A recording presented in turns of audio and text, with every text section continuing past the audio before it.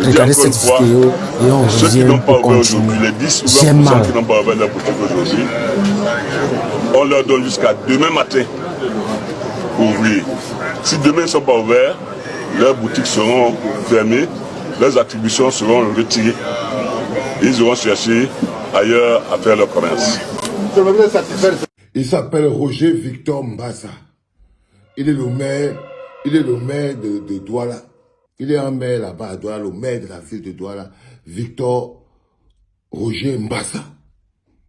Ce mépris profond que ces gens ont pour le peuple camerounais est à vomir. Ils iront chercher ailleurs. C'est-à-dire que le Cameroun les appartient. Ils nous font une faveur de vivre là. On loue chez eux. Tandis que nous, les Camerounais, on est les locataires d'Mbassa.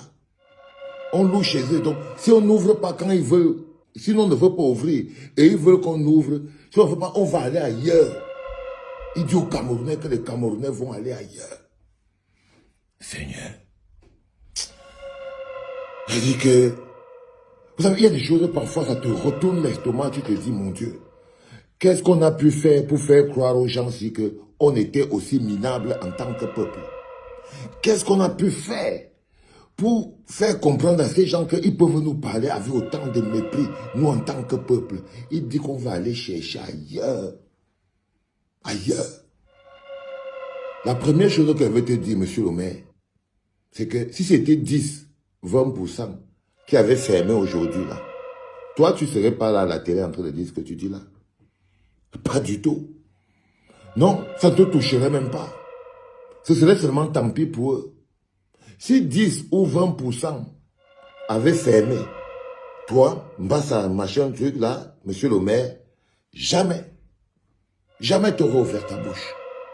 Jamais parce que ça ne t'aurait pas dérangé. Ce serait une minorité. Mais parce que tu sais, c'est même la preuve par 9 que tu sais que non, c'est 90%, 95% qui ont fermé aujourd'hui et ça vous a traumatisé. Ça, c'est l'expression de votre trauma. Et alors, au lieu de te dire, waouh, le peuple est vraiment fâché, il faut vraiment, ça veut dire qu'il faut qu'on prenne des dispositions, le peuple est fâché. Non, ça te donne plutôt, la raison que tu trouves, c'est de venir menacer le peuple. C'est-à-dire que vous avez osé fermer vos boutiques hier. Je vous donne jusqu'à ce matin, on était quoi, dis-moi un peu. Qu'est-ce qu'on est pour toi?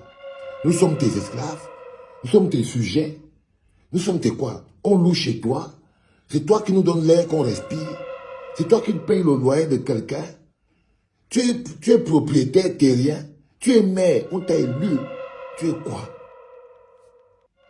Tu es maire, on t'a élu. Et ce sont les gens qui t'ont élu, c'est à eux que tu parles comme ça, qu'ils vont faire ça ailleurs.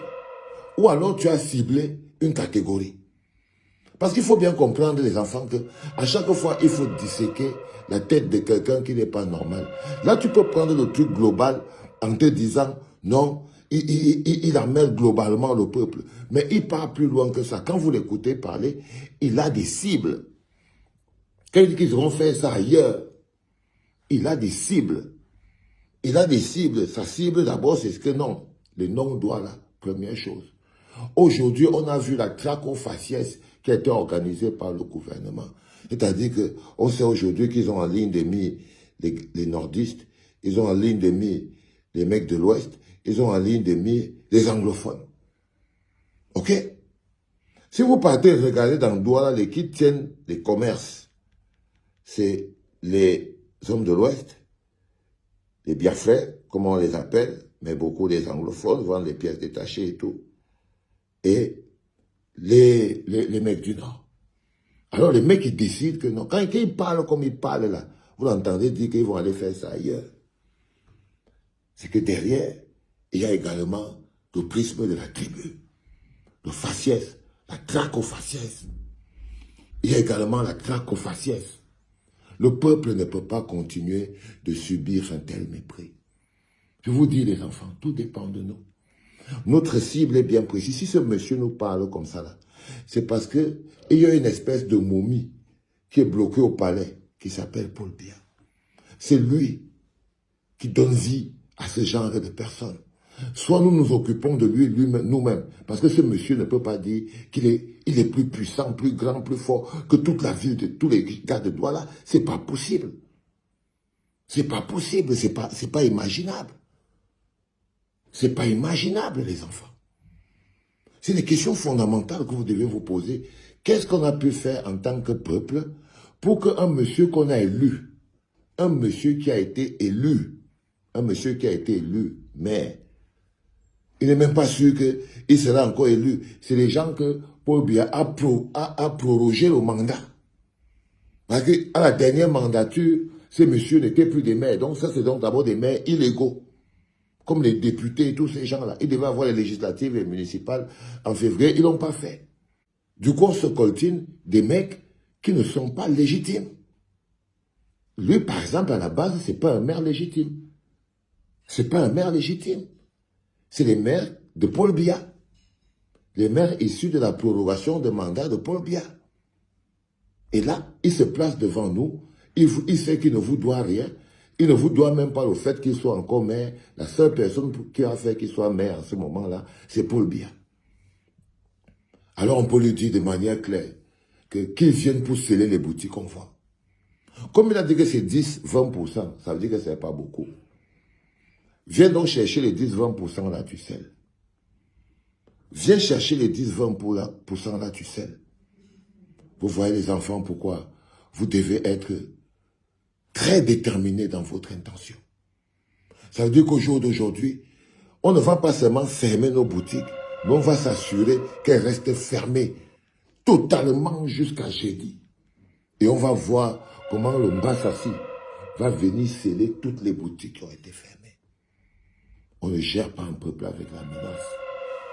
Et un peuple qui obéit à la menace est un peuple voué à disparaître. Il doit être sanctionné de la pluie des manières. Ça veut dire que le mécanisme de ville morte de demain doit être impressionnant. Et on doit l'attendre avec détermination. Que vient maintenant sceller. On voit si un homme comme celui-là est capable de venir à bout d'un peuple debout et déterminé. Si lui, l'ambassade là, il a une maison à Douala, il habite quelque part. Il a une famille, il a des enfants. Il a une maison quelque part là à Douala. Il habite là. Il a une femme et il a des enfants. S'il croit qu'il est plus fort que tout Douala, peut-être qu'il se trompe. Mais on va vérifier ça demain. On va vérifier si les 5-10% là vont ouvrir leur boutique de peur que toi, Mbassa, tu vas venir sceller ça pour qu'ils aillent faire ça ailleurs chez eux. Comme Douala t'appartient. Qu'est-ce que tu penses de ces analyses? Est-ce que tu penses qu'il a raison? Ou alors, tu as vu aussi la vidéo, donne ton point de vue dans l'espace commentaire. Dis-nous ce que tu penses. Like, commente la vidéo, partage, surtout, donne ton point de vue. C'est très important.